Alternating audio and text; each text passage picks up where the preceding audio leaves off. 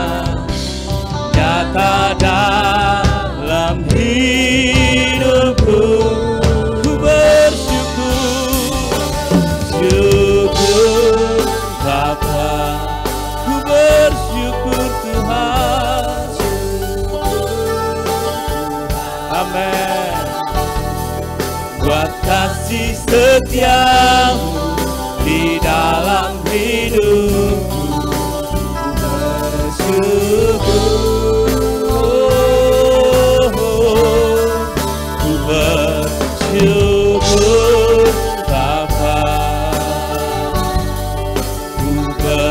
bersyukur Tuhan buat kasih setiamu di dalam hidupku. Ku bersyukur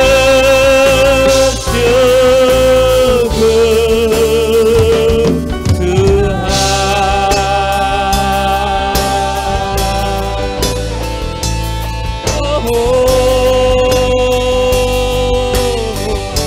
Sebab kami bersyukur Tuhan, punya Allah seperti Engkau. Engkaulah pengharapan kami, Engkaulah penolong kami, Engkaulah Ebenezer bagi kami. Haleluya. Tak ada lembah kelam yang tak ku lewati tanpa kasih-Mu. Hatiku takkan gentar, sebab ku tahu tangan-Mu yang menopangku. Tak ada lembah kelam yang tak ku lewati tanpa hadir-Mu.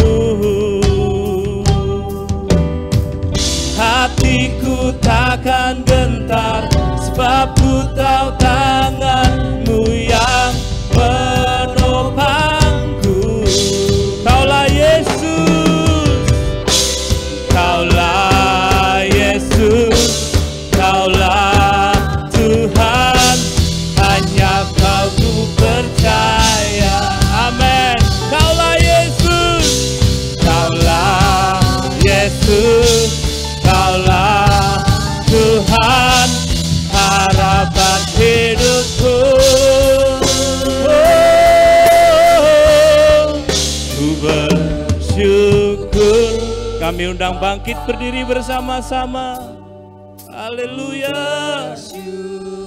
Angkat tanganmu, naikkan syukur bagi Dia. Sebab kasih setiamu di dalam hidupku, bersyukur.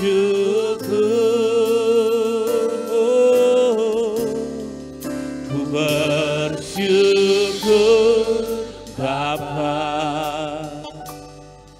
ku bersyukur Tuhan buat kasih setiamu di dalam hidupku. Ku bersyukur, ku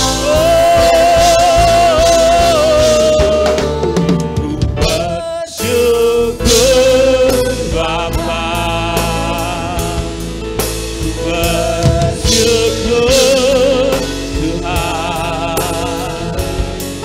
buat kasih setiamu di dalam hidupku. Ku bersyukur, ku bersyukur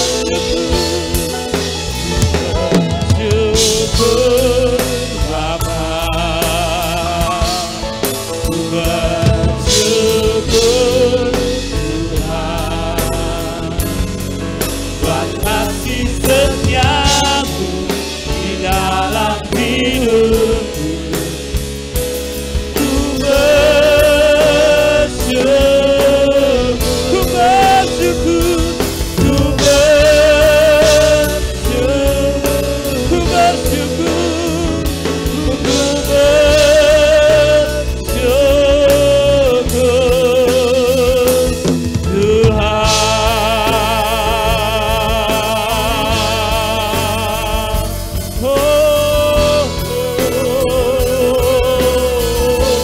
Haleluya.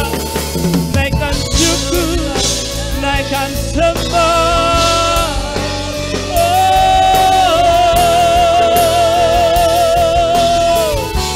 Syukur hanya bagi-Mu Tuhan. Haleluya, haleluya.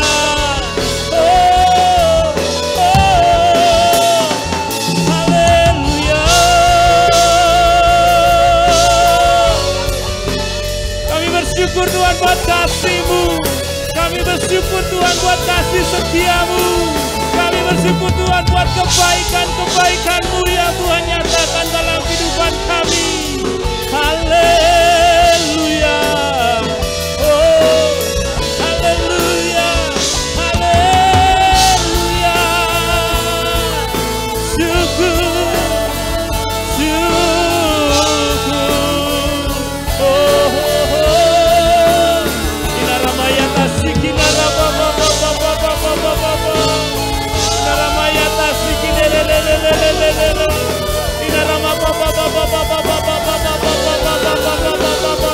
Haleluya, haleluya.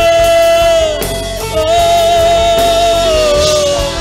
sembah, sembah, tinggikan namanya. Haleluya.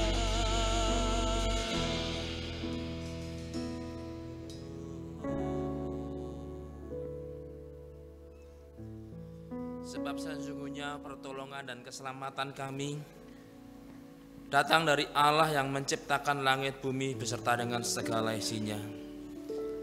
Allah yang menjadikan manusia menurut peta dan teladan Allah sendiri. Dialah Allah yang sudah menyatakan diri di dalam nama Yesus Kristus Tuhan. Maka turunlah atas kita berkat rahmat dan kasih setianya dalam nama Tuhan Yesus Kristus melimpah atas kita. Kami bersyukur Tuhan. Sungguh kami bersyukur kalau kami ada sebagaimana kami ada sore hari ini. Kami boleh kembali masuk dalam hadirat-Mu di rumah-Mu.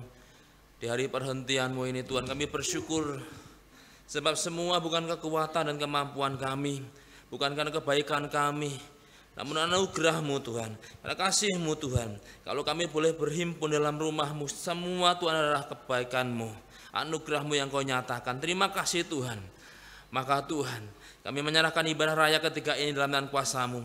Roh Kudus beracaralah sebebas-bebasnya sekehendak hati Tuhan. Nyatakan kemuliaan-Mu, pengurapan-Mu, lawatan-Mu memenuhi kami semua. Sehingga kami yang datang dalam kelemahan, kami dikuatkan. Terobosan ilahi terjadi dalam hidup kami, dalam pekerjaan kami, dalam segala aspek hidup kami, untuk menyatakan kemuliaan dan kedahsyatan Tuhan yang maha tinggi. Terima kasih Tuhan.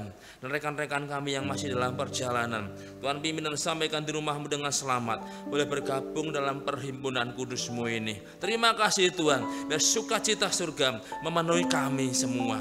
Terima kasih, terpujilah Engkau, sebab semua dari Tuhan, oleh Tuhan dan bagi Tuhanlah kemuliaan dari selama-lamanya sampai selama-lamanya. Terpujilah Engkau, dalam nama Tuhan Yesus kami berdoa, dan semua yang percaya berkata amin. Puji Tuhan, silakan duduk. Tuhan Yesus memberkati. Haleluya, haleluya. Siap muji dan menyembah Tuhan lagi, katakan amin. Amin. Sekali lagi tepuk tangan bagi Yesus. Kita bersyukur menyai Allah yang setia, Bapa yang setia, Bapa yang selalu menopang, Bapa yang selalu menyertai dalam kehidupan kita. Haleluya.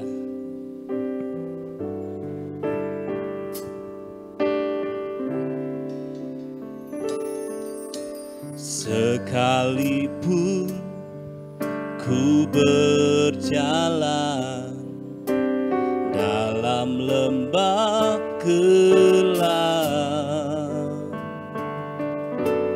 namun tangan-Mu selalu menopang hidupku.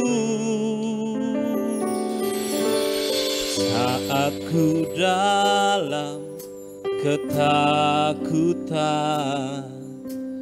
Kau hadir di sisiku. Kau berkata, jangan takut, Kau beriku kenangan. Kaulah Tuhan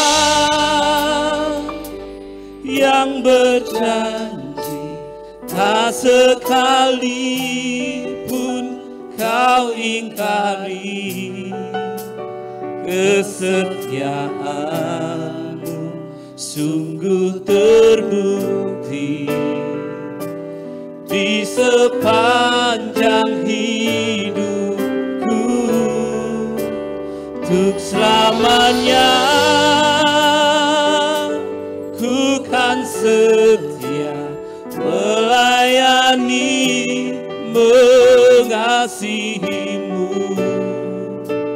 Tiada Tuhan sepertimu. Kau Allahku yang setia. Sekali lagi berikan tepuk tangan buat Allah kita yang setia. Haleluya. Sekalipun ku berjalan dalam lembah gelap, namun tanganmu selalu menopang hidupku. Saat ku dalam ketakutan, Kau hadir di sisi. Amin. Terima kasih Tuhan. Kau berkata, jangan takut, Kau beriku kemenangan. Kaulah Tuhan, Tuhan yang berjanji, tak sekalipun Kau ingkari kesetiaan-Mu. Sungguh terbukti di sepanjang hidupku, untuk selamanya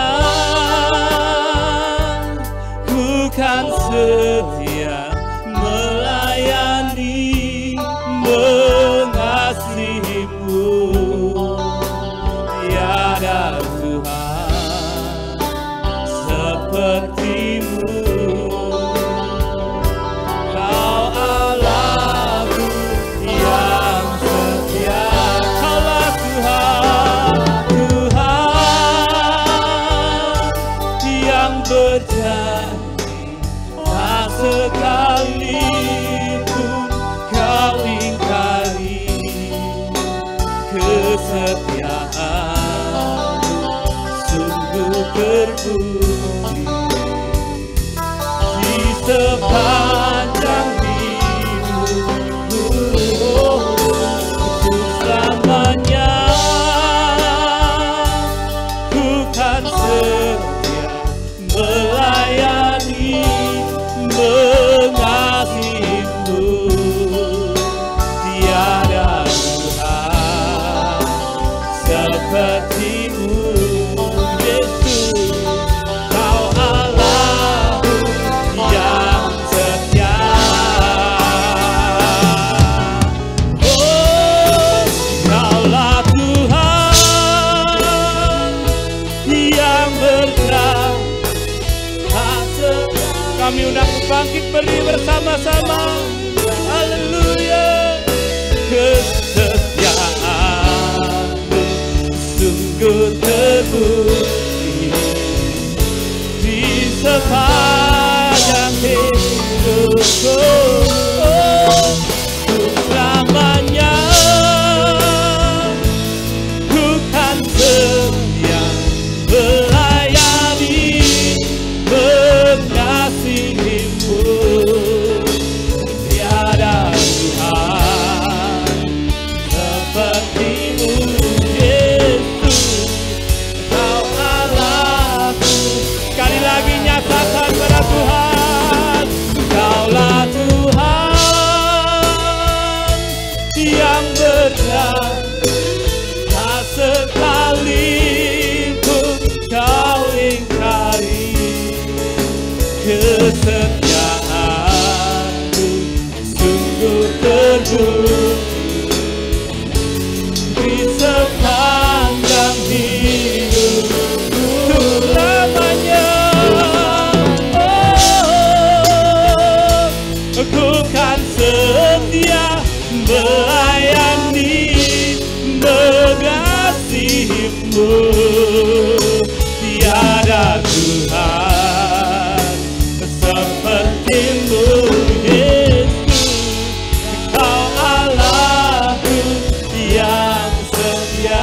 Tiada Tuhan sepertimu, Yesus. Kau Allahku yang setia. Tiada Tuhan sepertimu, Yesus. Kau Allahku yang setia. Haleluya. Kami bersyukur Tuhan, Engkau cuma Allah yang mengerti dan Engkau Allah yang peduli bagi kami. Dia mengerti, Dia peduli persoalan yang sedang terjadi. Dia mengerti, Dia peduli persoalan yang kita alami. Namun satu yang Dia minta, agar kita percaya sampai mujizat menjadi nyata. Dia mengerti, Dia peduli persoalan yang sedang terjadi. Dia mengerti, Dia peduli persoalan yang kita alami. Namun satu yang Dia minta, agar kita percaya sampai mujizat menjadi nyata. Haleluya.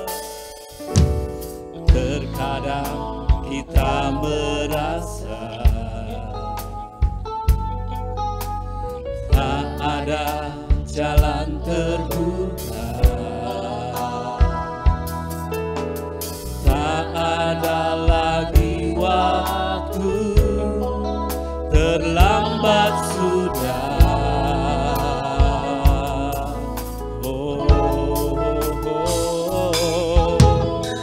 Tuhan tak pernah berdusta, Dia selalu pegang janjinya.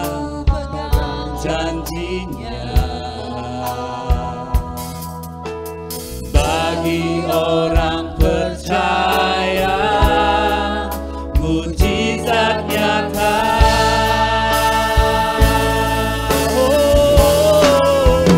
Dia mengerti, Dia peduli persoalan yang sedang terjadi. Dia mengerti, Dia peduli persoalan yang kita alami. Namun satu yang Dia minta, agar kita percaya sampai mujizat menjadi nyata. Katakan jemaat saja, pujikan pujian ini. Dia mengerti, Dia peduli.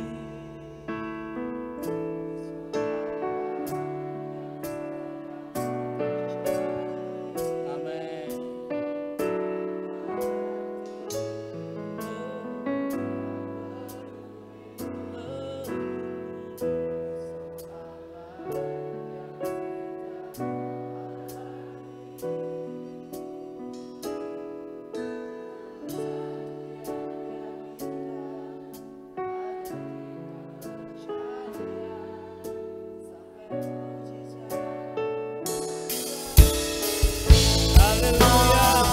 mengerti, Dia peduli persoalan yang sedang terjadi.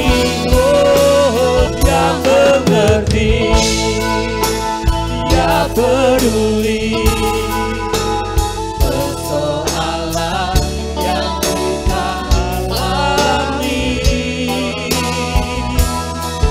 Namun satu yang Dia minta, agar kita percaya sampai mujizat menjadi nyata. Sekali lagi nyatakan, Dia mengerti, Dia peduli persoalan yang sedang terjadi. Oh, Dia mengerti, Dia peduli persoalan yang kita alami. Namun satu yang Dia minta, agar kita percaya sampai mujizat menjadi nyata. Namun satu yang Dia minta, agar kita percaya sampai mujizat menjadi nyata. Sekali lagi. Namun satu yang Dia minta, agar kita percaya sampai mujizat menjadi nyata.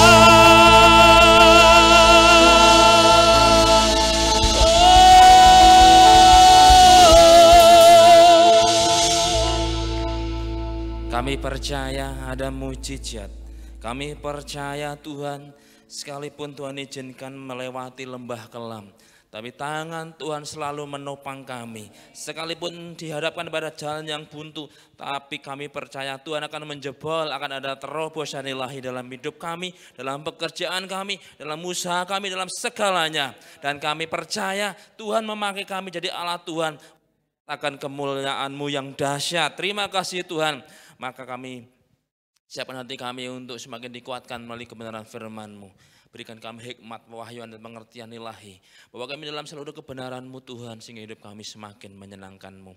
Terima kasih Bapa, terpujilah Engkau. Dalam nama Tuhan Yesus kami berdoa. Haleluya. Amin. Tuhan silakan duduk. Shalom. Shalom Bapak Ibu yang dikasihi Tuhan. Bagaimana kabarnya? Siap mendengar firman Tuhan? Amin. Haleluya. Bapak Ibu Saudaraku yang dikasihi Tuhan, sudah berkali-kali kita mendengar kata jangan takut.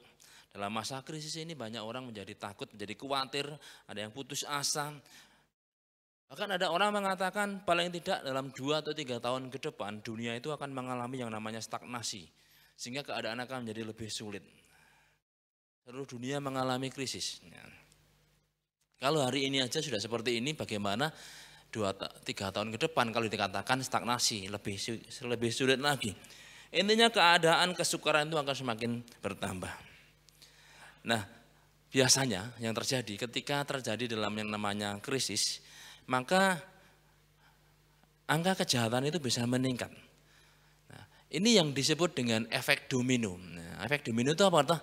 Ada gambarnya kok, coba efek domino Mas Anton. Itu bukan orang main domino loh, saudara. Bukan, domino itu kan apa? Orang main judi. Saudara pernah melihat jadi satu balok kemudian dijajar. Atau kartu dijajar berdiri dan kemudian, nah ini loh, mau yang kakean, kejauhan, mundur lagi. Nah ini loh, domino efek. Jadi kalau ini berdiriin gitu, terus kemudian paling ujung dijatuhke, yang terjadi gimana? Maka yang belakangnya akan jatuh semua, betul enggak? Nah, saudara bisa cari videonya di YouTube. Ada orang membuat domino efek seperti itu, panjangnya berkiloan meter, saudara. Bukan hanya 1-2 meter, tapi itu jauh sekali. Nah, dan itu rekor dunia. Jadi ketika satu mengalami jatuh, maka kemudian akan merentet yang lain ikut jatuh. Itulah efek domino. Krisis itu bisa melahirkan krisis. Efek domino dari krisis seperti itu. Ketika terjadi yang namanya kesukaran, tingkat pengangguran, biasanya terjadi juga kejahatan meningkat. Kemudian akan merentet yang lain. Hari ini sedang terjadi yang namanya hal seperti itu. Karena ada krisis, ada wabah, ada penyakit. Dan kemudian terjadilah yang lain. Tadi pagi Pak Simon menggambarkan ketika terjadi lockdown, bukan lockdown, vegetarian, lockdown. Nah, pariwisata ditutup. Apakah hanya yang berimbas pada segi pariwisata? Enggak. Kalau pariwisata ditutup, maka segi yang lain juga akan mengalami dampak. Perhotelan misalkan ditutup. Kenapa? Di situ tidak boleh wisatawan masuk. Maka bisnis hotel mengalami terganggu. Karena orang nggak boleh masuk, saudara. Hotel itu juga punya mitra kerja, laundry misalkan. Nah, terus kemudian di daerah pariwisata itu mesti biasanya ada orang jualan, betul enggak? Nah, kita jangan berjualan di jualannya orang fasik. Dimantep kayaknya. Artinya jangan berjalan di orang fasik, itu maksud saya seperti itu. Tapi ini bicara tentang orang jualan. Di satu daerah di mana di situ ada pariwisata, maka di situ ada orang berjualan. Kalau wisatanya ditutup, orang nggak boleh masuk. Mesti orang yang jual akan juga berhenti, betul enggak? Ini efek domino. Ketika pariwisata ditutup, maka segi yang lain juga akan mengalami dampak. Coba bisa bayangkan kalau itu terjadi dalam kurun waktu yang sangat lama. Kejahatan bisa meningkat, krisis kepercayaan pada pemerintah. Tapi juga bisa terjadi krisis kepercayaan kepada Allah. Orang kemudian mereka mengambil tindakan tidak percaya kepada Tuhan, tidak percaya kepada rencana Tuhan. Yang kemudian adalah mereka ngawur tindakannya. Nah, orang kemudian bisa putus asa. Ketika putus asa, depresi, ambil jalan pintas, bunuh diri. Lalu bagaimana dengan kita anak Tuhan, saudara? Mari kita kembali membaca firman Tuhan yang hari Minggu kemarin saya sampaikan juga. Di kitab 1 Tawarim 14 ayat 8-11. Ayat yang sama ini yang kemarin dalam ibadah raya kedua. Saya sampaikan dan kita akan melihat lagi. 1 Tawarim 14 ayat 8-11. Saya bacakan dengan cepat. Ketika didengar orang Filistin bahwa Daud telah diurapi menjadi raja atas seluruh Israel, maka majulah semua orang Filistin untuk menangkap Daud. Tetapi Daud mendengar hal itu, lalu majulah ia menghadapi mereka. Ketika orang Filistin itu datang dan mengadakan penyerbuan di lembah Refaim, bertanyalah Daud kepada Allah, apakah aku harus maju melawan orang Filistin itu dan akan kau serahkankah mereka ke dalam tanganku? Tuhan menjawab, majulah. Aku akan menyerahkan mereka ke dalam tanganmu. Lalu majulah ia ke Baal Perasim dan Daud memukul mereka kalah di sana. Berkatalah Daud, Allah telah menerobos musuhku dengan perantaraanku, seperti air menerobos. Sebab itu orang menamakan tempat itu Baal Perasim. Hari Minggu kemarin di ibadah raya kedua, saya sampaikan 3 hal bahwa kita ini menghadapi krisis ini kita tidak perlu takut, saudara yang dikasih Tuhan. Karena ketakutan itu seperti virus. Saudara punya laptop dengan spek yang canggih, tapi kalau kemasukan yang namanya virus itu merusak, betul enggak? Itu bisa-bisa nanti filenya nggak bisa dibuka atau laptop itu nggak bisa digunakan. Jadi ketakutan itu seperti virus, ketakutan itu tidak ada faedahnya sama sekali. Yang dimaksud ketakutan gimana? Karena kita mengatakan jangan takut, ojo wedi, tapi juga di tempat lain dikatakan takutlah akan Tuhan. Loh ini satu dikatakan ojo, satu dikatakan disuruh, bingung toh? Nah kita mesti mengerti karena bahasa Indonesia kita itu hanya menulis kata takut, satu dilarang, satu disuruh. Yang dimaksud takut yang mana kalau begitu? Dalam bahasa Inggris itu akan beda. Ketika dikatakan di sini jangan takut, itu kata afraid. Itu ketakutan dalam arti yang sebenarnya itu keadaan. Sama seperti ketika Adam jatuh dalam dosa, maka dia takut mendengar suara langkah Tuhan. Satu keadaan takut, terteror, terintimidasi. Itu yang Tuhan katakan jangan. Dan Tuhan tidak pernah menciptakan rasa takut. Rasa takut itu muncul ketika manusia jatuh dalam dosa. Tapi ketika dikatakan takutlah akan Tuhan, itu dengan kata fear. Yang satu kata afraid, yang satu kata fear. Bahasa Indonesia cuma nulis takut. Nah, fear dan afraid itu beda. Kepada Tuhan itu dikatakan fear, artinya menghormati. Takut dalam arti kita menghargai, menghormati kepada Tuhan. Nah yang ketiga, ada kata takut yang dilarang itu terrifying. Terrifying itu artinya takutan yang muncul karena kita membayangkan sesuatu yang buruk. Wah, no virus, engkau jojong ini, akhirnya takut. Karena takut kemudian mengisolasi diri, tidak bekerja, tidak apa-apa. Nah itu akhirnya tidak produktif. Nah itu yang Tuhan larang. Kita jangan afraid, jangan terrifying. Takut yang muncul karena membayangkan, mengkhayalkan hal-hal yang buruk. Nah, tapi Tuhan memerintahkan fear kepada Tuhan. Takutlah akan Tuhan itu artinya menghormati Tuhan. Menghormati Tuhan itu ditunjukkan dengan kita mentaati segala perintahnya. Nah minggu kemarin saya singgung seperti itu. Karena kita sudah diurapi, maka Tuhan katakan jangan takut. Sebagai orang diurapi, kita diberi kekuatan. Dan kita diajak percaya bahwa akan terjadi yang namanya terobosan ilahi dalam hidup kita. Nah sekarang saya akan lanjutkan seri yang kedua dari ibadah kemarin. Dari ayat yang sama ini ketika saya baca kembali, firman Tuhan itu luar biasa, selalu baru. Amin. Nah, saudara yang kasih Tuhan, dalam sesi yang kedua ini, di firman Tuhan lanjutan dari kemarin, kita melihat Daud ini berperang melawan orang Filistin. Dikatakan di sini, maka bertanyalah Daud. Daud bertanya pada Tuhan. Nah, Daud itu seorang yang tidak bisa lepas dari yang namanya meminta hikmat dan penyertaan Tuhan. Ketika dia akan berperang, maka Daud bertanya kepada Tuhan. Apakah ia harus maju berperang dan menang dalam peperangan itu?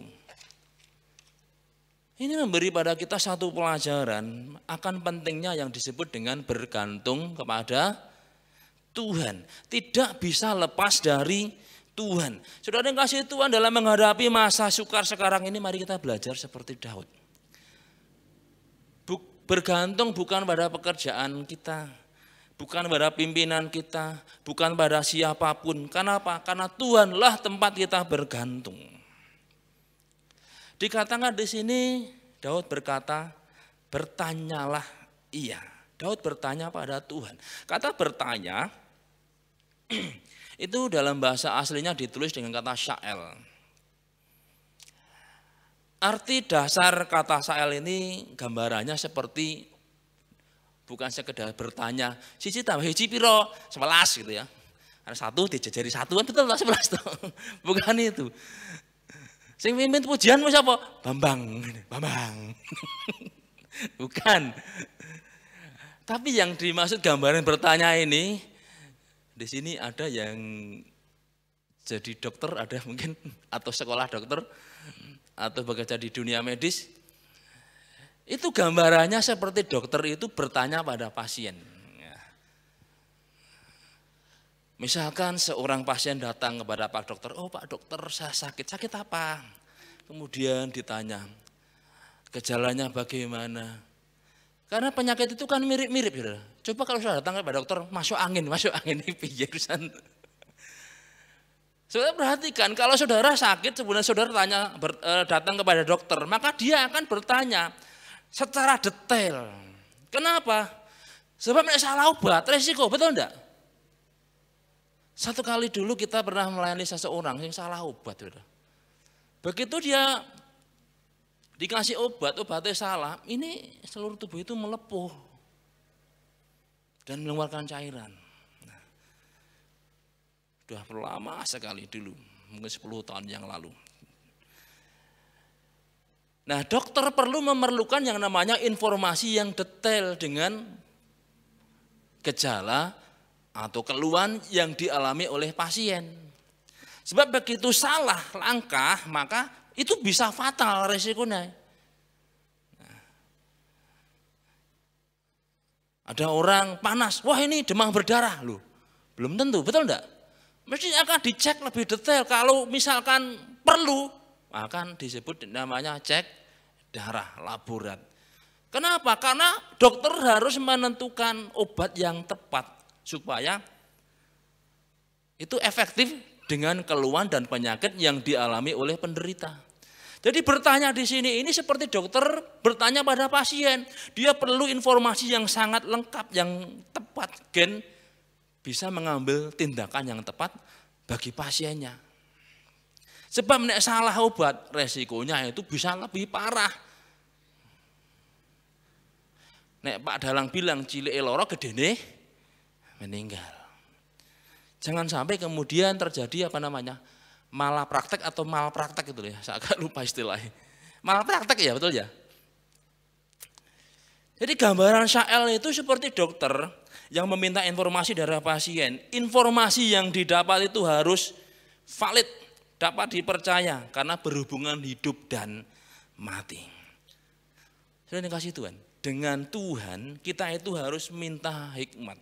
Minta penyertaan dalam mengambil keputusan. Kenapa? Kalau kita salah langkah dalam hidup kita, itu bisa berisiko besar. Hikmat Tuhan, firman Tuhan itu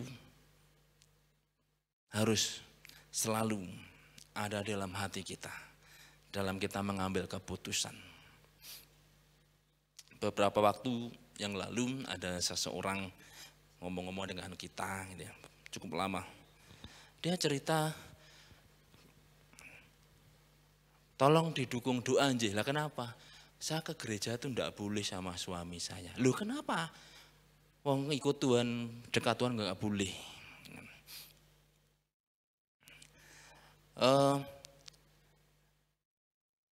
Dulu orang ini ketika dia menikah memang tidak di gereja. Suaminya bilang, "Sampeyan nek wis menikah kowe nyang gereja, ora apa-apa, tak terke," gitu ya. Suaminya bilang gitu. Tapi setelah menikah enggak boleh sama sekali ikut Tuhan. Dan dia jadi kecewa dengan suaminya. Terus saya bilang, "Terus gimana?" Seringkali sekarang KDRT Pak gitu. Terlebih setelah punya anak 2, perjanjian. Anak yang pertama di kakak ditulis agama Kristen. Nanti anak yang kedua di agama bapaknya. Ternyata anak yang kedua di agama Kristen semua. Bapaknya saya hanyal. Seringkali terjadi yang namanya dia dikerasi gitu. Terus dia bilang saya mau cerai aja. Dan kebetulan, bukan kebetulan ibunya juga sudah cerai dan sekarang dengan dia itu bapak yang baru, bapak sambung. Saya bilang gini, kamu itu anak Tuhan. Perceraian itu ditentang oleh Tuhan. Walaupun kamu menikah dan suamimu itu bukan anak Tuhan, kamu nggak boleh seperti itu. Tapi justru kamu harus memenangkan suamimu. Sudah dikasih Tuhan dulu katanya boleh, kok sekarang enggak, dia bilang gitu. Ya, itu resiko yang harus kamu alami karena kamu mengambil keputusan tidak menyertakan Tuhan. Nah, ya memang akhirnya sekarang baik, saudara. Dia bergereja di salah satu gereja di Solo dan ibunya salah satu pendoa di satu gereja di Solo. Ya, dia tidak bergereja di sini memang dia. Ketika dia bilang, "Pak gimana, mendingan saya cerai saja." Saya bilang, "Tidak bisa, kamu tidak boleh ambil keputusan seperti itu. Kamu harus bertahan, kamu harus kuat. Resiko yang harus kamu alami, harus kamu terima. Tapi berdoalah supaya kamu diberi kekuatan dan Tuhan mengubah suamimu." Akhirnya memang Tuhan mengubah suaminya jadi baik, walaupun suaminya tidak ke gereja. Tapi satu yang bagi saya satu poin, ketika mau mendaftar pekerjaan, suaminya itu menghubungi saya, saudara. Kon doake, saudara. Diterima memang akhirnya, ya puji Tuhan. Ya. Tapi memang belum mau ikut Tuhan sampai sekarang. Ya, saya puji Tuhan lah. Keluarga itu sekarang sudah baik. Kita ini harus belajar seperti Daud. Saat keputusan yang akan kita ambil tidak bisa lepas dari yang namanya Tuhan.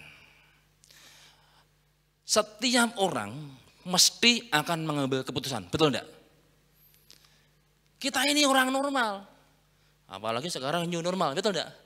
New anyar, normal, waras. Berarti bar orang waras gitu toh. Kan new normal. Berbeda dengan orang-orang yang di pinggir jalan, nggak pakai baju kemana-mana, ngomong di WhatsApp, saudara mereka nggak pernah ambil keputusan, betul enggak? Karena apa? Orang mengambil keputusan itu kan paling tidak dia harus punya namanya logika, membuat pertimbangan. Nah, orang seperti itu kan nggak punya logika, nggak punya perasaan. Bukti ini hanya dindi nggak pakai baju juga nggak pernah malu. Saudara mereka nggak pernah ngambil keputusan, tapi kita ini orang yang normal selalu akan mengambil keputusan, betul enggak? Nah disitulah kita perlu belajar seperti Daud. Setiap keputusan yang akan kita ambil, hikmat Tuhan itu harus di atas segalanya.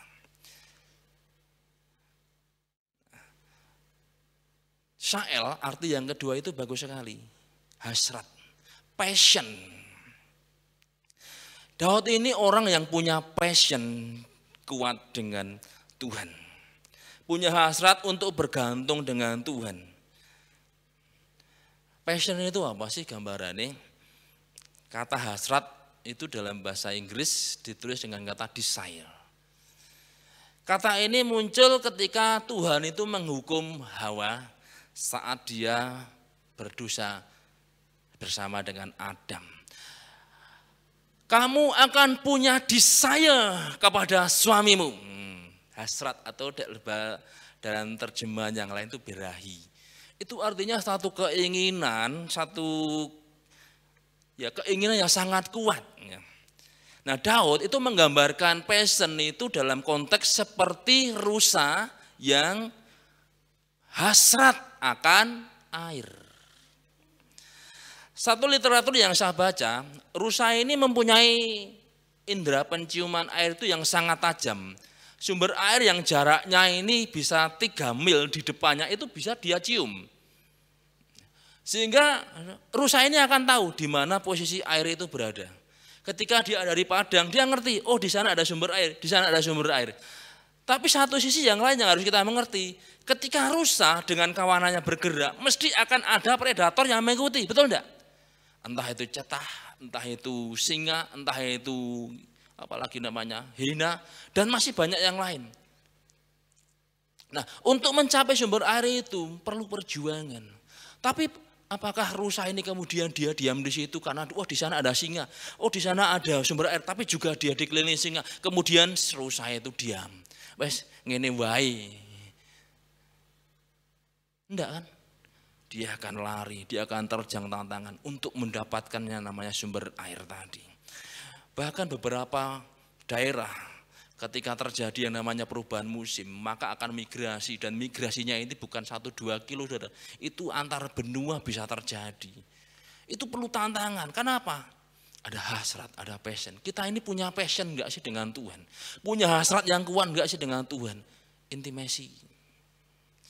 Ada pujian mengatakan, ajari aku mengerti perasaanmu, mengerti detak jantungmu, biarkan aku punya keintiman hanya denganmu, sampai kau dapati hatiku seirama dengan hatimu. Daud ini punya passion, dia pengen yang namanya intimasi, keintiman dengan Tuhan. Kenapa? Hatinya Daud sedetak dengan hati Tuhan. Kata detak itu beat. Gambaran beat itu bukan Honda. Beat itu orang main musik. Beatnya berapa? Di jenis-jenis musik itu ada, di Roland misalnya itu ada yang synthesizer itu ada 12 beat, 18 beat, 16 beat jenis. Jadi ketukannya itu akan beda. Coba sekarang orang main drum. Andre main drum iramanya rock. Rock itu sendiri ada dua bermacam-macam, rock 1, rock 2, rock 3, rock 4. Jadi semakin tinggi semakin cepat ketukannya. Sing gitar yang ngebass mainin dangdut. Sing ngedrum rock, sing ngebass dangdut, sing keyboard si rusak kaya wong anu lho kesurupan lho. Dadi iramanya digawe ngene Mozart, ngene Beethoven gitu. Kira-kira dirungokke enak ndak? Kacau, betul enggak? Karena apa? Beatnya beda. Daud itu orang dikatakan berkenan, itu punya beat, punya ketukan. Detak hatinya Daud itu dia berusaha untuk menyamakan dengan detak hatinya Tuhan. Bukan Tuhan disuruh nyamakan dengan detak hati kita, bukan, kebalik saudara. Orang yang punya passion dengan Tuhan itu akan berusaha untuk membuat dirinya itu sama dengan detak hatinya Tuhan. Belajar mengerti hati Tuhan. Itu yang Daud lakukan saudara. Maka dalam masa yang krisis seperti ini, keadaan yang sukar, mari kita belajar seperti Daud, tidak menjauh, tapi semakin mendekat pada Tuhan. Punya passion, punya gairah dengan Tuhan. Maka kita akan terus kuat. Ketika kita punya gairah dengan Tuhan, maka kita itu akan mengalami yang namanya aliran-aliran rohani dari Tuhan, menguatkan jiwa kita, menguatkan roh kita. Sehingga ketika kita diizinkan menghadapi keadaan-keadaan yang sukar, kita akan kuat. Amin. Nah, pelajaran yang kedua, ketika Daud maju menghadapi orang Filistin di satu tempat namanya apa? Baal Perasim. Dan di situ orang Filistin dikalahkan. Dikatakan di situ, maka terjemahan baru Lembaga Alkitab Indonesia menulis Daud maju ke Baal Perasim. Kayaknya mudah, maju gitu. Tapi dalam bahasa Inggris itu beda terjemahannya. Di dalam bahasa Inggris itu ditulis dengan kata came up. Came datang, up naik. Nek datang dengan posisi naik itu artinya apa? Mendaki, betul enggak? Lalu Baal Perasim itu gimana? Nanti saya lihat ke foto udaranya Baal Perasim. Yang foto udara dulu Andri. Nah, lain-lain. Kok Andri, Anton kok. Nah ini sambil dari foto udara Andri di sana. Ini dari foto udara. Kalau Citra Lansat gitu ya, Baal Perasim. Saudara dengan alat namanya stereoskop itu bisa mengerti itu jenis batuan apa-apa itu bisa diketahui. Nah, saya pernah mencoba seperti itu karena saya orang geografi. Nah itu Baal Perasim bisa dijemur aja itu. Nggak bisa. Kelihatannya wah keren apa nih? Coba lihat peta topografinya. Sebelumnya itu Anton, sebelumnya lagi coba. Nah kita lihat di sini ada gambar warna kuning, ada gambar hijau, ada coklat. Nah, Baal Perasim itu di gambar yang bernama apa? Bernama apa? Coklat. Satunya lagi yang, nah, ada angka berapa saudara di situ? Kelihatan enggak? 2550. Artinya apa sih?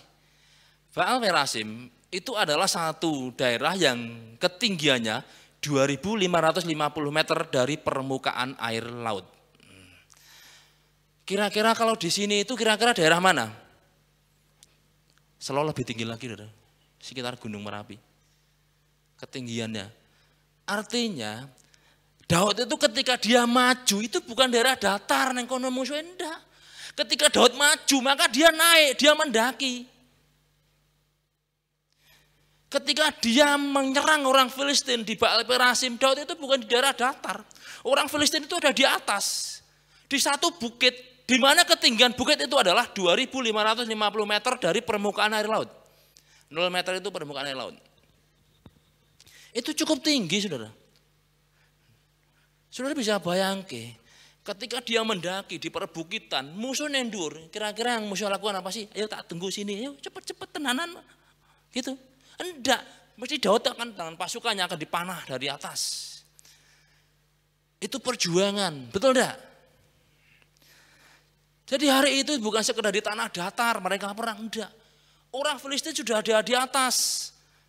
Di satu bukit dan ketinggian bukit itu 2.550 meter dari permukaan air laut. Dan itu bukit yang terjal. Daud dan pasukannya mereka mendaki bukit itu. Maka dalam bahasa aslinya Kata maju itu sebenarnya ditulis dengan kata Allah, A-L-A-H. Bukan Allah arti Tuhan. Kalau Allah arti Tuhan itu kan double L ya. A-L-A-H. Allah.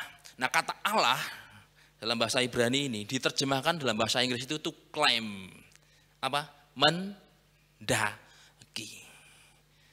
Jadi dalam situasi peperangan itu Daud ini mendaki. Dia menyerang musuh. Musuhnya itu ada di satu bukit dan mereka menembaki dengan panah. Hari ini mungkin keadaan kita seperti ini. Kita mau menggapai yang namanya kesuksesan kok mendaki. Tantangan begitu berat juga menghadapi banyak lawan. Betul enggak? Sudah masanya masa yang sukar, persaingan, dan kadangkala orang mereka memakai hal yang tidak benar untuk menjatuhkan kita. Itu terjadi. Betul enggak? Tapi mari kita jangan menyerah. Seperti ada satu pujian, jangan pernah menyerah. Apalagi? Jangan berputus asa. Mujizat Tuhan ada saat hati menyembah. Betul enggak? Nek kita menyerah, enggak akan dapat apa-apa. Apa sih yang didapat orang yang menyerah? Apakah orang yang menyerah kemudian diberi piala? Hebat Anda menyerah, inilah hadiahnya gitu. Tidak. Orang menyerah hanya akan menjadi bahan tertawaan dan bahan olok-olokan. Betul enggak? Dunia sangat mudah menertawakan orang yang menyerah. Maka kita jangan menyerah menghadapi keadaan. Daud ini menghadapi masa yang sulit waktu itu. Dia maju menghadapi lawan. Lawan posisinya bukan rata di tanah datar. Tidak. Lawan-lawan Daud ada di satu tempat. Di tempat yang lebih tinggi. Dengan ketinggian yang tidak mudah untuk dijangkau. Dan sementara Daud mendaki, musuh itu bisa melempari batu, melempari anak panah, bukan dilempar gini ya maksud saya, tapi dipanah dari atas. Nah, mereka membawa perisai sambil merangkak, membawa pedang, dan mereka menghadapi tantangan. Mendaki saja itu sudah hal yang cukup sulit, ditambah dengan ditembaki anak panah dari atas. Dan kadang kala zaman dulu itu bukan sekedar anak panah tok, tapi anak panah dikasih api. Jadi itu keadaan yang sulit saudara yang dikasih Tuhan. Tapi apakah Daud menyerah? Daud tidak menyerah. Daud mengerti. Tuhan berkata majulah, maka dia maju. Yang Daud pegang hanyalah apa kata Tuhan. Bukan apa kata keadaan. Kalau Daud menilai keadaan, wah musuh neng kono we, abote, neng dhuwur, dipanahi kong dhuwur, wis gak usah welah. Apakah Daud kemudian akan mendapat kemenangan? Tidak sama sekali. Hari ini kita mungkin mengalami keadaan seperti Daud. Kita harus menaik. Sementara kita maju, tantangan dari atas. Tapi mari kita tidak menyerah. Terus maju. Yang kita pegang apa yang Tuhan katakan. Amin. Nah yang kedua dari gambaran ini, ketika Daud maju, saudara, musuhnya itu ada di atas. Kemenangan itu ada di atas, bukan di bawah. Daud tidak berkata, ayo nek wani reneo, gitu enggak. Kaya perangi Aryo Penangsang melawan Joko Tingkir. Siji di seberang sungai, satu di seberang sungai. Ayo nek wani reneo, gitu. Sing kene, ayo nek wani reneo. Coba nek sedina siji muni gitu lagi. Kira-kira terjadi perang enggak? Enggak ada peperangan, betul enggak?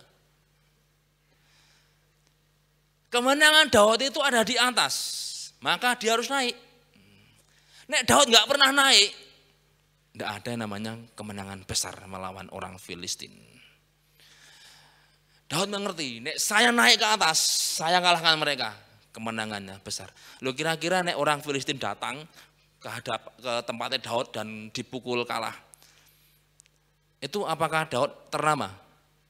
Ya ternama.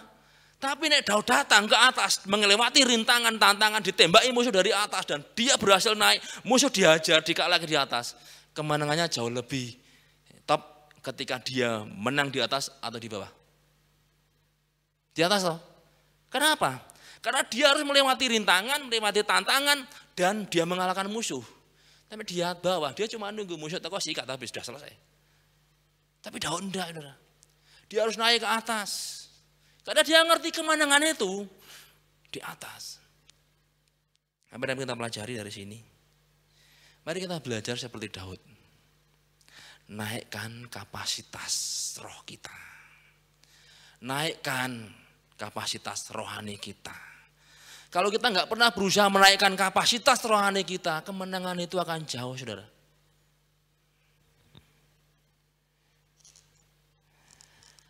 Ada hukum roh bahwa kepercayaan itu mengikuti yang namanya kapasitas. Dalam gambaran perumpamaan talenta. Ketika Tuhan ini memberi talenta pada hamba-hambanya, satu diberi berapa talenta? Satu orang yang pertama diberi berapa talenta? Berapa? 5. Betul ya, 5 ya? Kemudian dipanggil lagi, kamu sini. Dikasih berapa talenta? 2. Satu lagi yang ketiga diberi berapa talenta? 1. Jadi saya mau tanya, kenapa Tuhan ini memberi 3 orang hamba ini kok beda-beda? Yang pertama diberi 5 talenta, yang kedua diberi 2 talenta, kok yang terakhir diberi 1 talenta? Kenapa? Apa dia pilih kasih? Apakah ini ketidakadilan? Pemberian itu dikatakan sesuai dengan apa? Kesanggupannya. Sekarang gambaran sederhana saja. Perusahaan yang besar mencari tenaga kerja. Manajer, dibuka lowongan manajer. Gajinya 1 bulan 30 juta. Nah, fasilitas mobil dari perusahaan, sopir.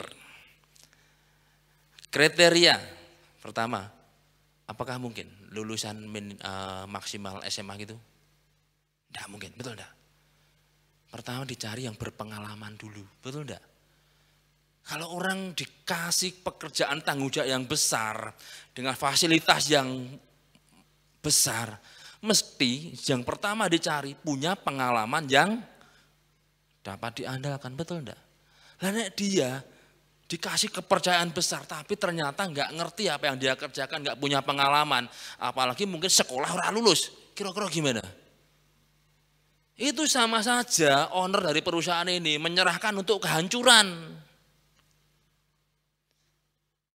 Itu manusia, Tuhan juga gitu, saudara.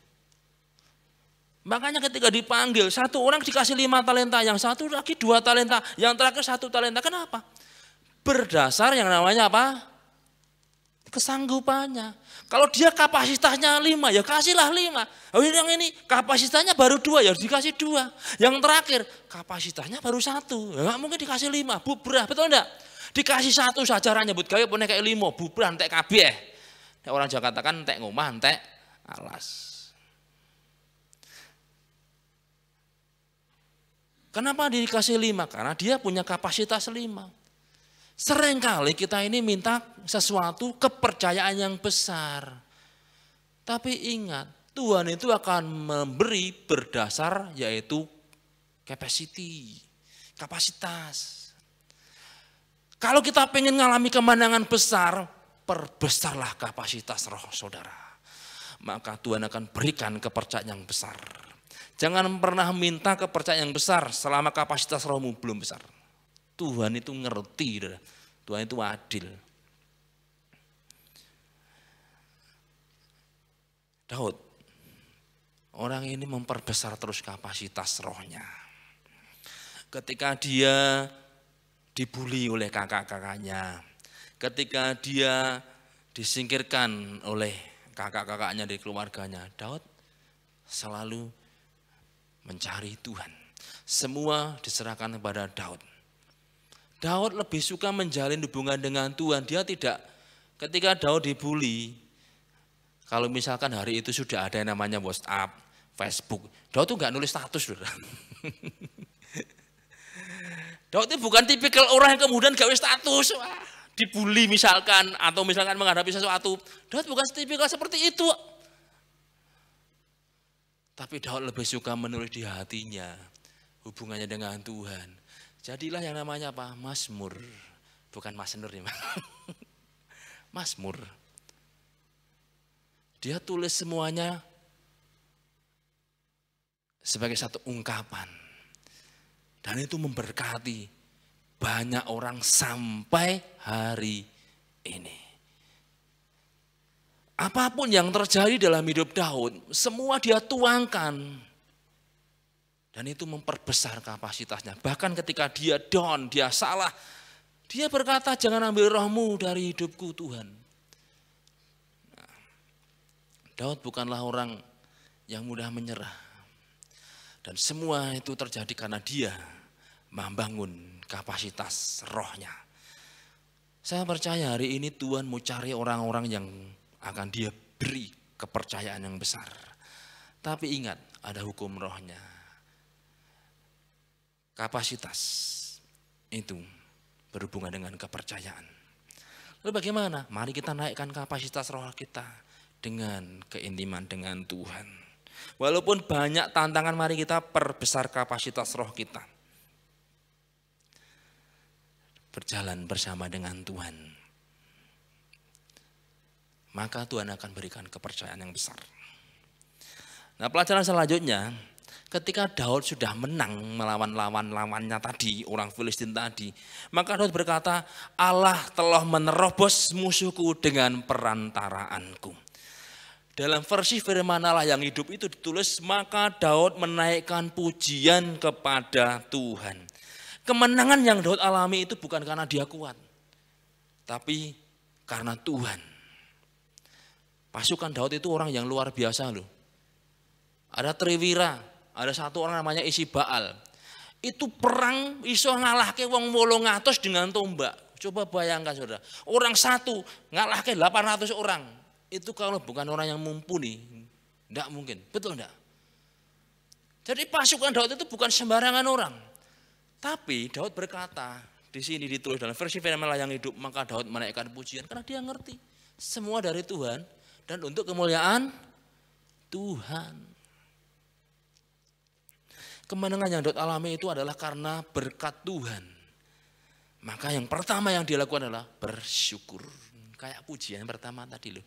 Bersyukur Tuhan buat kasih setiamu di dalam hidupku. Ku bersyukur. Ucapan syukur.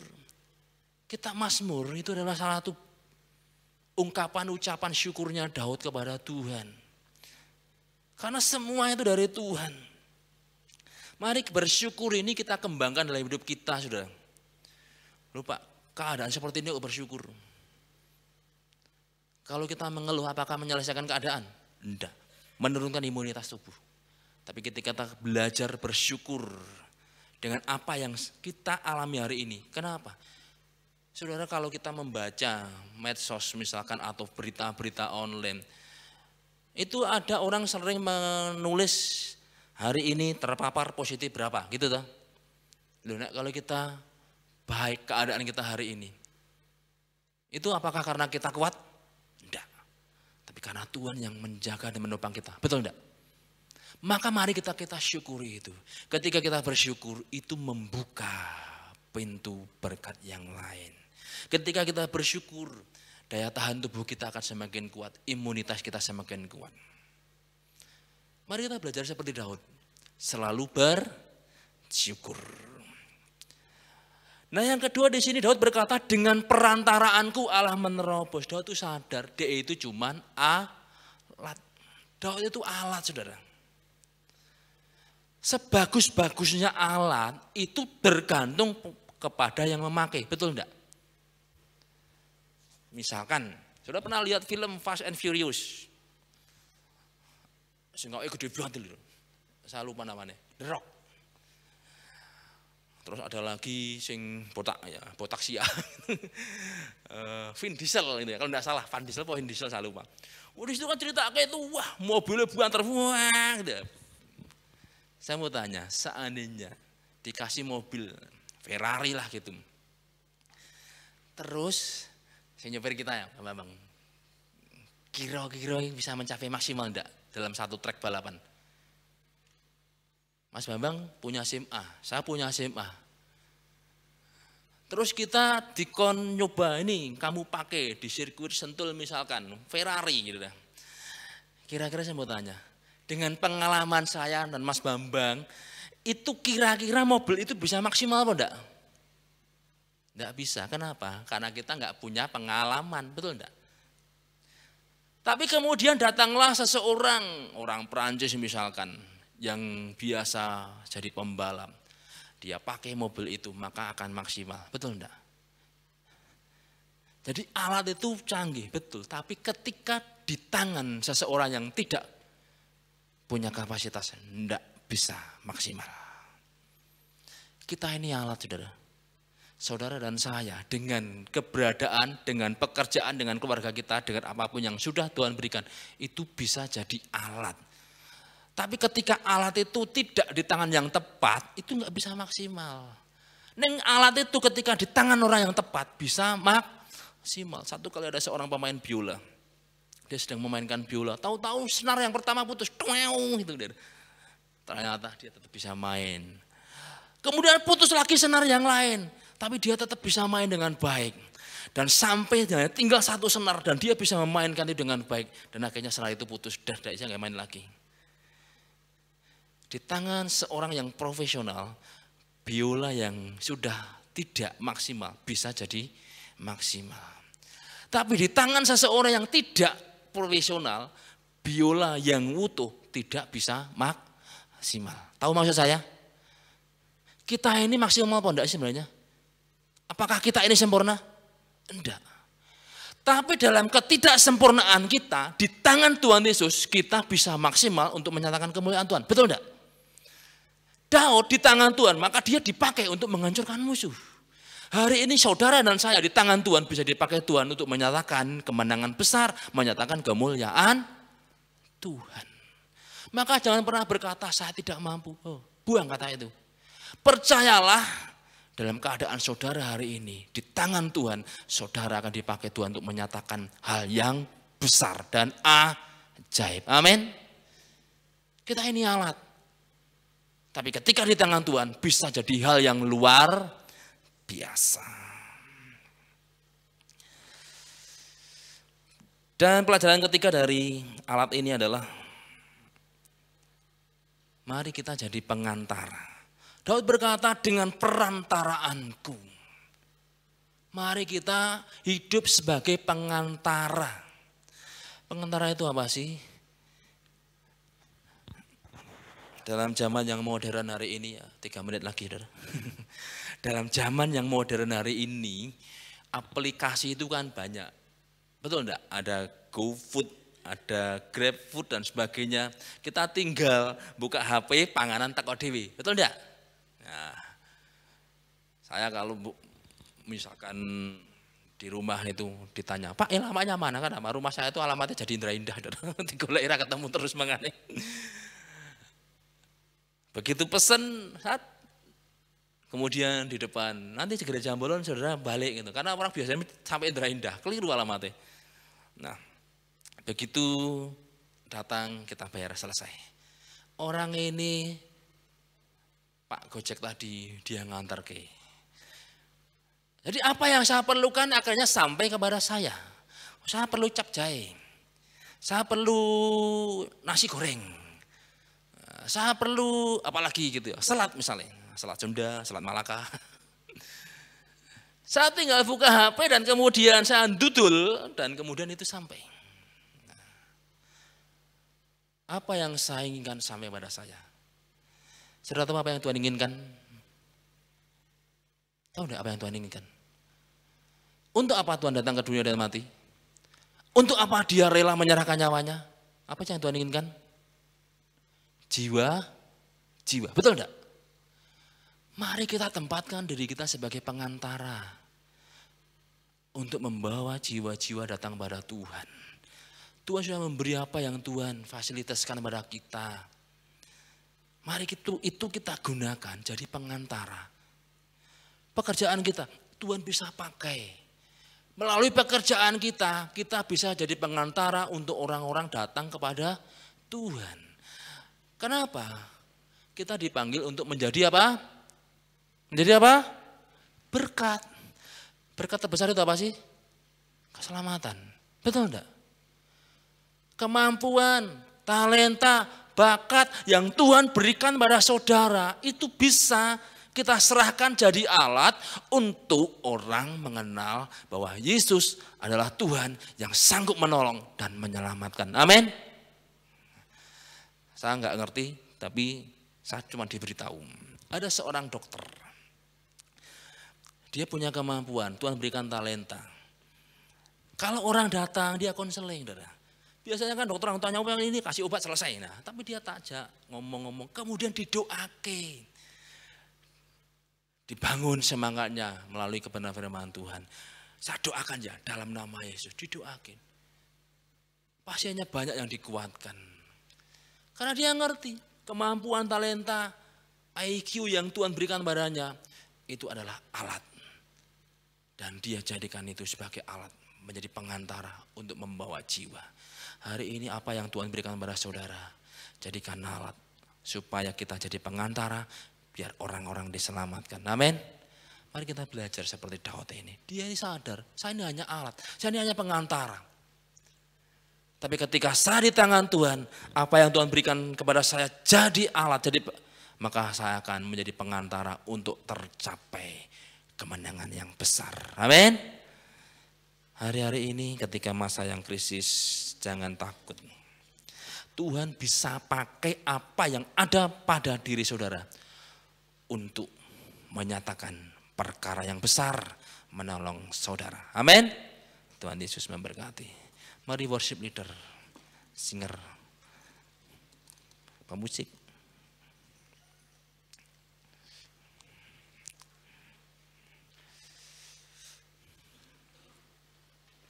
Mari bersama saya bangkit berdiri.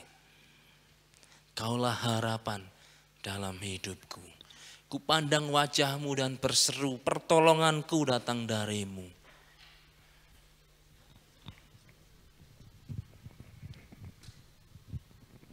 Bukan dengan kekuatanku, ku dapat jalani hidupku. Bukan dengan kekuatan. Ku dapat jalani.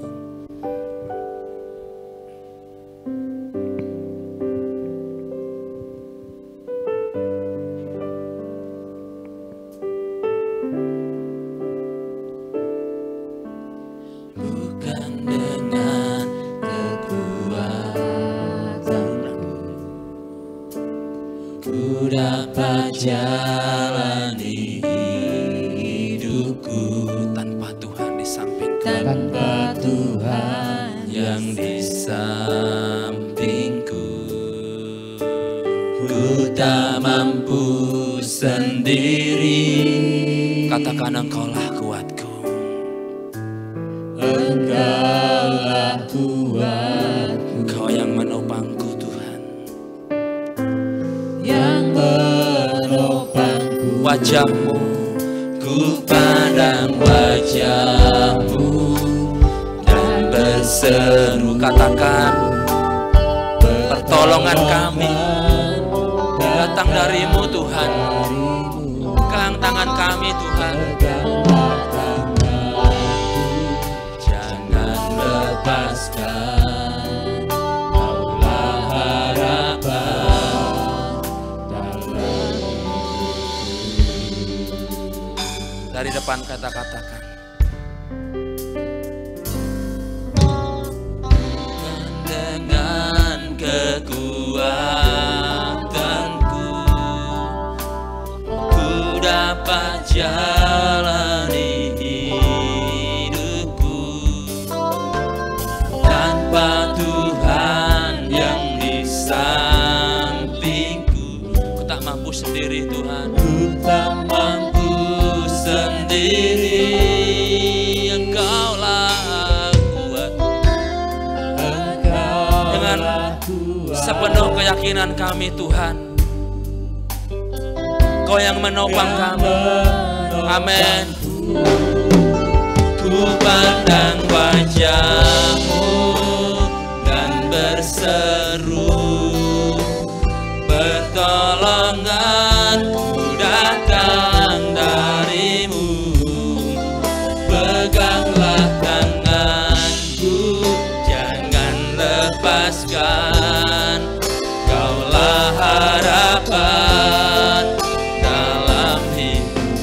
Jadikan ini sebagai doa kita, saudara. Yakini, imani bahwa pertolongan kita datang dari Tuhan kita, Tuhan Yesus. Yakini, pasti terjadi dalam hidupmu. Dimanapun Anda berada, yakini. Harapan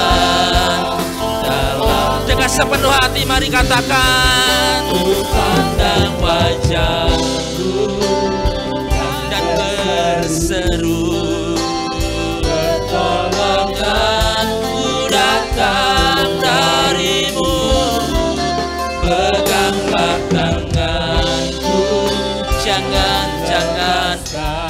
lepaskan dalam hidupku. Kaulah harapan dalam hidupku, kaulah harapan dalam hidup. Tuhan, kami berdoa untuk setiap kami dimanapun kami, baik yang saat ini offline bersama-sama ataupun yang on air, ataupun nanti yang akan melihat kembali tayangan ini. Kami mengimani pujian ini Tuhan, bahwa pertolongan kami saat ini datang dari Engkau saja. Apapun masalah kami tahu Tuhan sudah menolong kami. Dan Engkau membawa kami naik mengalami kemenangan demi kemenangan. Terima kasih. Setiap kami, dimanapun kami percaya kami sedang di bawah Tuhan. Dari kemenangan menuju kemenangan. Kami meteraikan dalam hidup kami terjadi. Terima kasih Tuhan. Kami bersyukur. Terpujilah Engkau meteraikan firman-Mu di dalam hidup kami. Dalam nama Tuhan Yesus. Haleluya. Amin. Silakan duduk. Tuhan Yesus mendekati. Kita akan mendengar warta jemaat.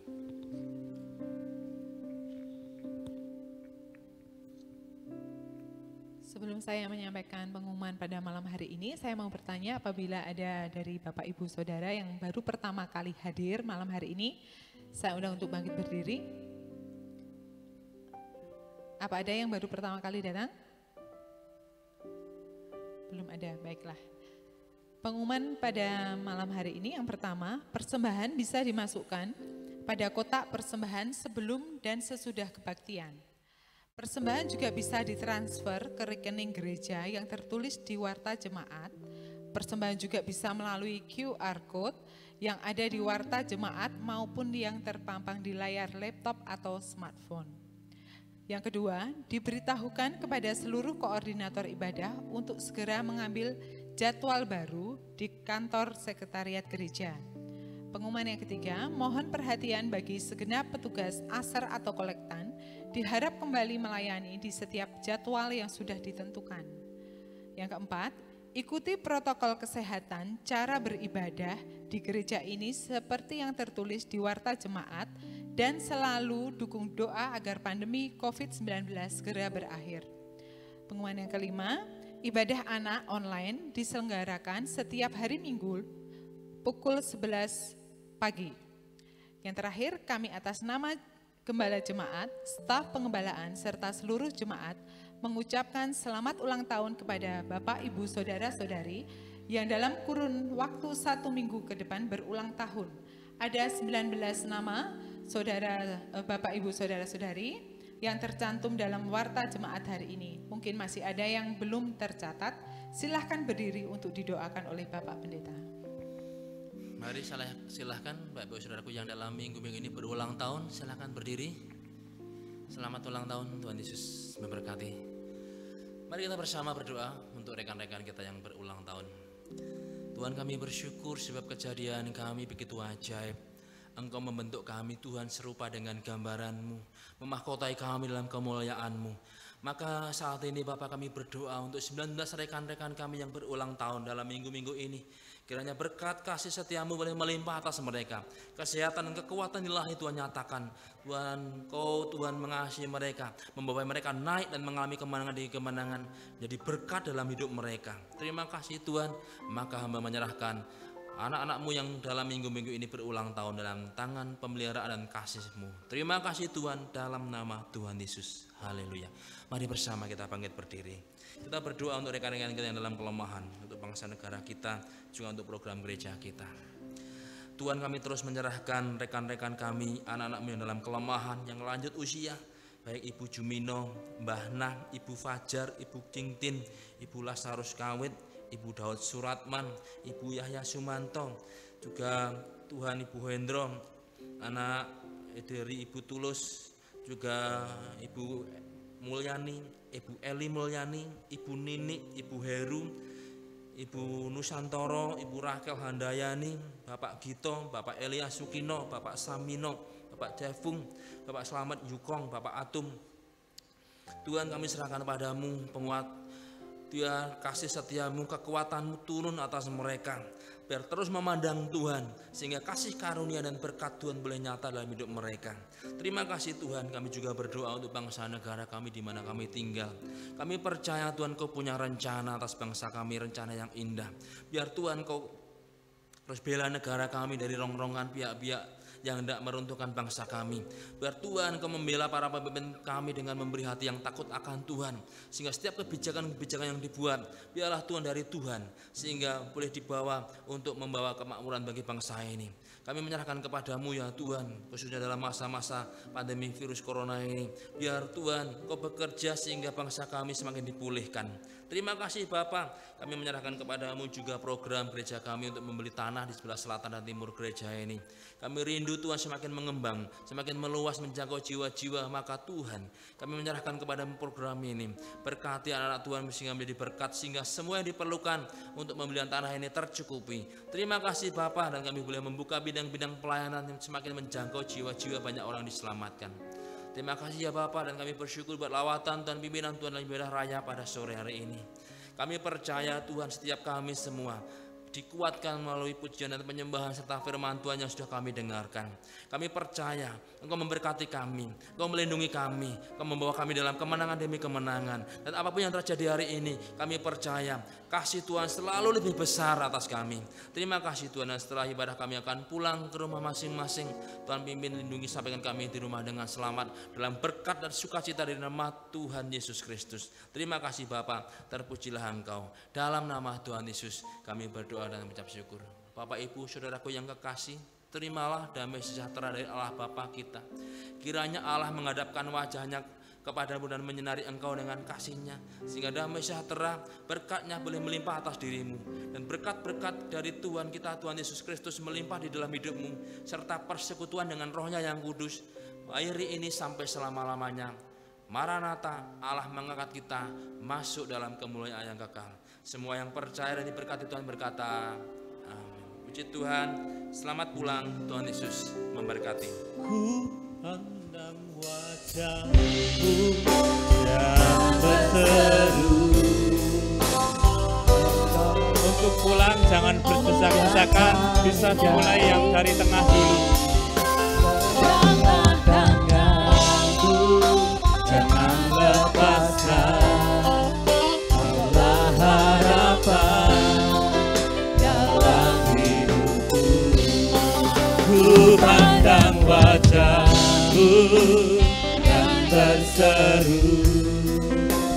Pertolongan-Mu datang dari-Mu. Peganglah tanganku, jangan lepaskan. Kaulah harapan dalam hidupku. Ku pandang wajah-Mu dan berseru. Pertolongan-Mu datang dari-Mu.